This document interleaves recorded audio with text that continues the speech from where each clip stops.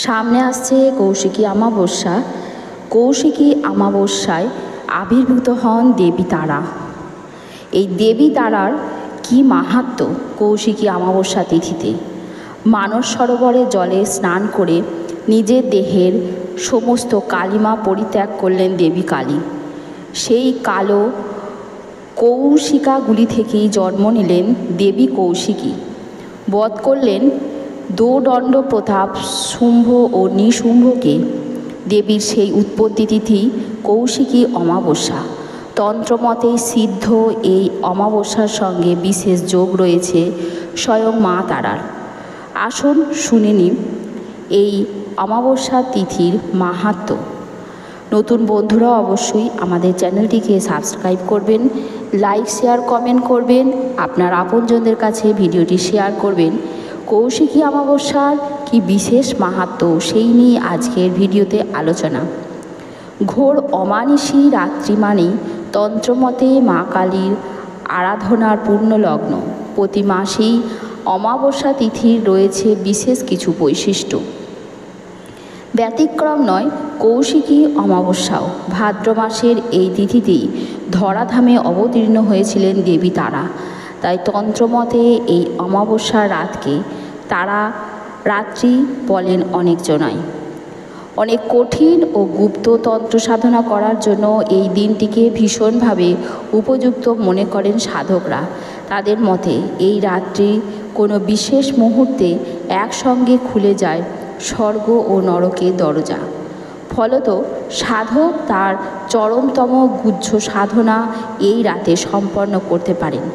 মাতৃক্ষেত্র তারাপীঠে এই দিনে স্বয়ং দেবী তারা আবির্ভূত হন বলেও বিশ্বাস ভক্তদের।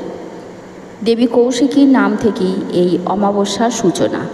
পুরাণ মতে তিনি বধ করেছিলেন শুম্ভ নিশুম্ভ নামের দুই পরাক্রমশালী দৈত্যকে। তবে সেই কাহিনী জানতে গেলে জানতে হবে সতীর পুনর্জন্মের কথা।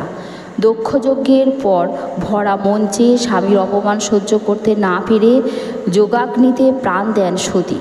পুনর্জন্মে ফিরে এলেন পার্বতী রূপে। অপূর্ব সুন্দরী হলেও সেই দেবীর গাত্রবর্ণ ছিল কালো। স্বামী মহাদেবও তাই কালিকা নামেই সম্বোধন করতেন তাকে। এমনই একদিন দেবতাদের সামনে কালিকা বলে সম্বোধন করায় ভয়ানক রেগে যান দেবী। অপমানিত হয়ে মানস সরোবরের ধারে দেবী বসেন এক কঠিন তপস্যায়। তপস্যান্তে শীতল মানস সরোবরের জলে স্নান করে নিজের দেহের সমস্ত কালো পরিত্যাগ করলেন দেবী। সেই কালো কৌশিকা থেকেই জন্ম হয় অপূর্ব সুন্দরী এক কৃষ্ণবর্ণ দেবীর। তিনিই দেবী কৌশিকী।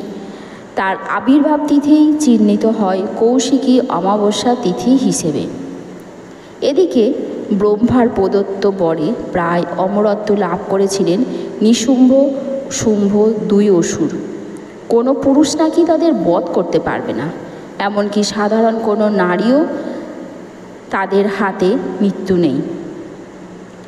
যে নারী মাতৃগর্ভ ব্যতীত অন্য কোনোভাবে জন্ম লাভ করবেন একমাত্র তার হাতেই মৃত্যু হতে পারে এই দুই অসুরের। এমন বর পেয়ে মহাপরাক্রমের সঙ্গে তারা দেবলোক আক্রমণ করতে বসেন। অসহায় দেবতাদের রক্ষা করতে তখন আসেন দেবী কৌশিকী। কোনো জননীর গর্ভ থেকে নয়, দেবী কালীর দেহের অংশ থেকেই তার জন্ম। সুতরাং ব্রহ্মার বরের শর্ত অনুযায়ী তিনি নিশুম্ভ শুম্ভকে বধ করতে সক্ষম। তাই তার হাত ধরেই এই দুর্দান্ত দৈত্যের কবল থেকে মুক্ত হল দেবলোক। মুক্তি পেলেন দেবতারাও, আর মর্তে প্রচারিত হল দেবীর মাহাত্ম্য।